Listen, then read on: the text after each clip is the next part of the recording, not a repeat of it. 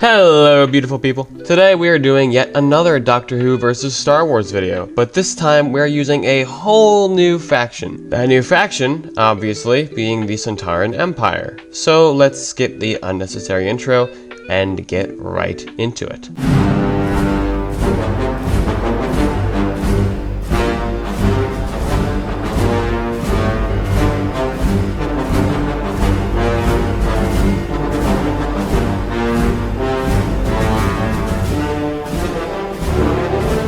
The Galactic Republic was the dominant government body during the Clone Wars. They controlled over 100,000 star systems and had an army of clone soldiers with unknown exact numbers. All we know is that they had at least 3 million, but it would have had to have been more than that, obviously, if you would want to wage a galactic-scale war against an army of quintillions of battle droids. The Republic also had the support of many well-sized independent planetary militias.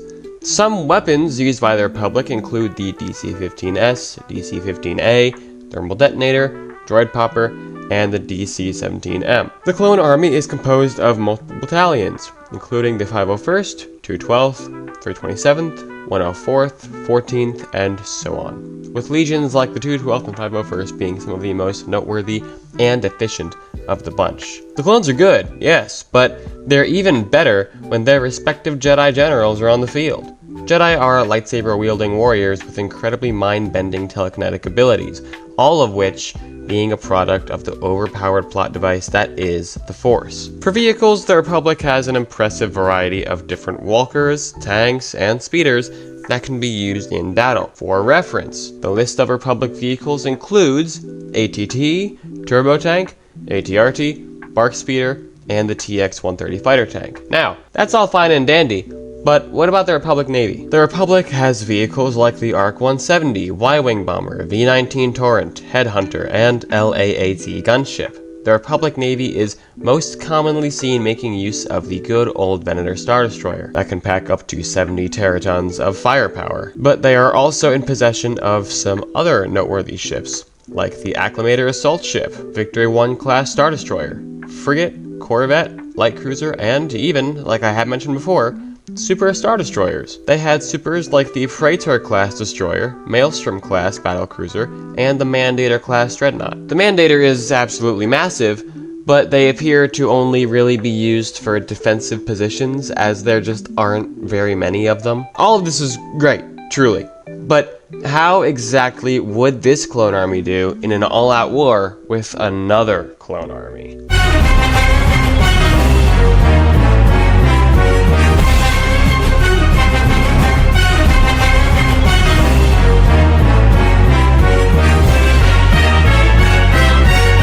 The Sontaran Empire was an army completely composed of short yet superhumanly strong clone soldiers. The entirety of Sontaran civilization and culture revolves around the concept of warfare, glory, and honor and battle. As far as I've been able to gather, not much is known about the technology the Sontarans use or the kinds of vehicles they use. This is a pretty widespread problem within Doctor Who as a whole. I'd say it's safe to assume they had vehicles considering their experience and culture, but that's overall an assumption. The only vehicle I could find was one invisible craft in one singular episode, but that was about it.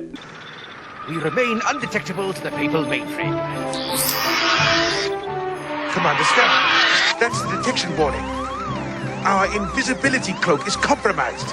What's wrong with it? I don't know. I can't see it. Well, it looks invisible to me.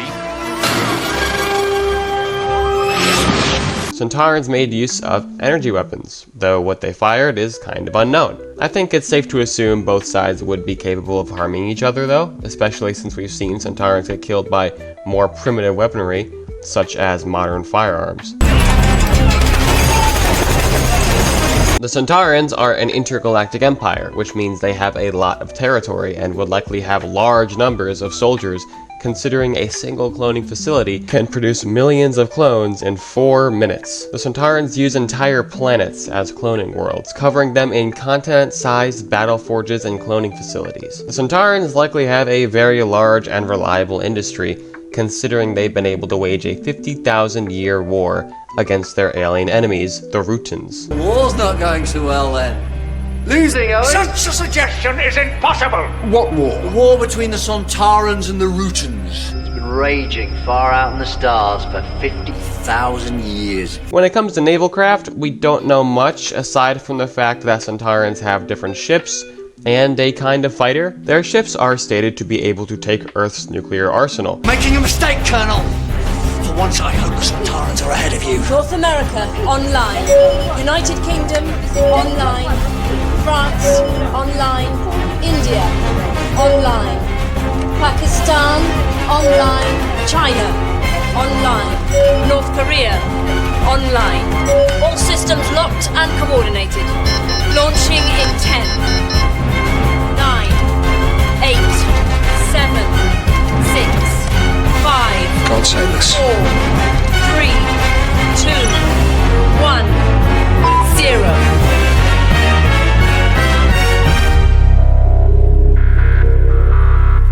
Missiles wouldn't even dent that ship, so why are the Sontarans so keen to stop you? As the Doctor claims that nukes wouldn't even scratch the surface of a Sontaran flagship. The Sontaran ship.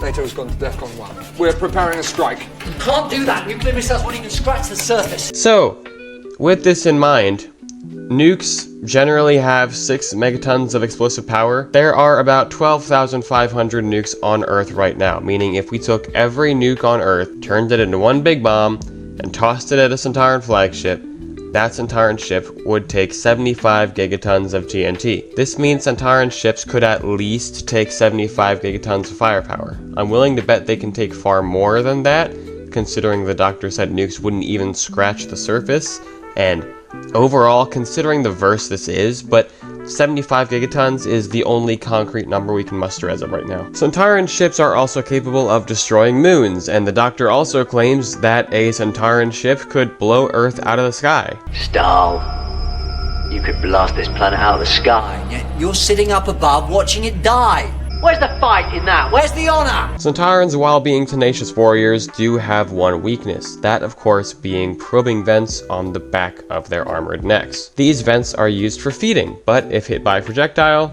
can completely temporarily immobilize the Sontaran soldier. Overall, we have a fairly basic understanding of both sides. So on that note, let's take a look at the victor. This one is rather interesting, because I think naval battles would look fine. I think both sides' ships would be capable of probably hurting each other. Ground battles, considering we simply don't really see Sontarans using vehicles, would likely be in the clones' favor unless the Sontarans just drown any armies with numbers. But every time I've seen Sontarans do ground assaults, I've never seen them use vehicles. We've seen them amass large numbers of soldiers, but they're never seemingly supported by any kinds of vehicles or mounted munitions. Again, I'd say it's safe to assume they have vehicles, but we've never seen them in action, so we can't really just give them stuff that we don't know they have. Because of this, I would give the advantage on the ground to the Republic. But as always, in every sci-fi battle, space warfare